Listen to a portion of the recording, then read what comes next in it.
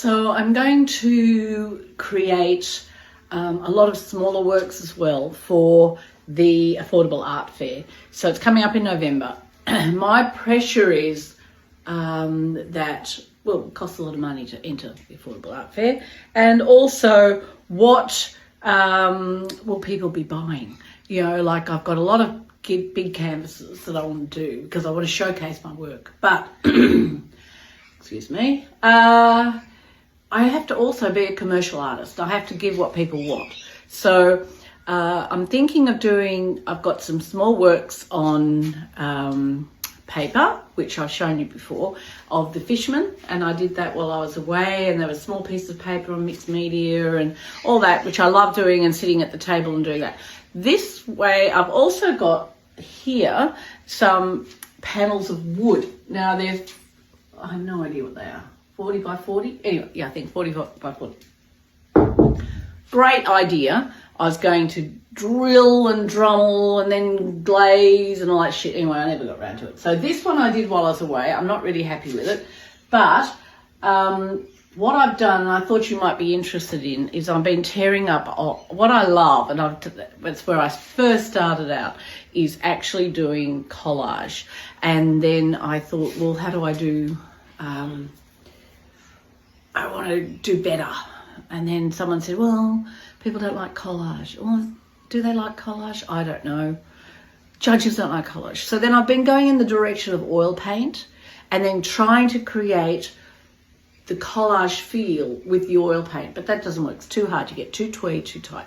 So it gets a bit realistic. So I thought, okay, Vanessa, go back, get your collage, do it, and force yourself to do something you love, and see what happens. So this one here has got the, it was a painting, and now I've torn up a couple of old paintings, which I really liked, but they just weren't working. They were it was a bit different.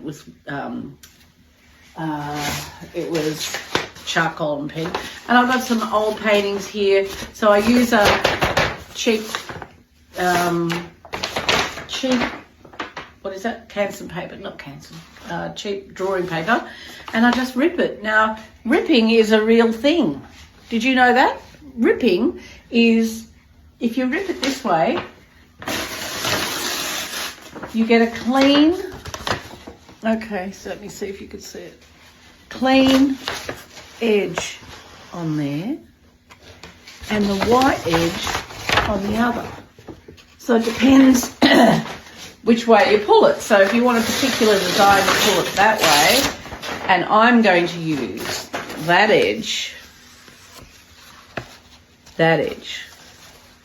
as my piece. So if I want this piece to be a tree or whatever, I'm going to tip it upside down and tip it the other way so I don't have any white edges. And it's life-changing. There you go. Beautiful piece, no white edges. So you pull it, have a practice at home. Anyway, so that wasn't a masterpiece that I tore up. It was actually something I did specifically for collage. But yeah, it's really interesting. The one I did do was this one.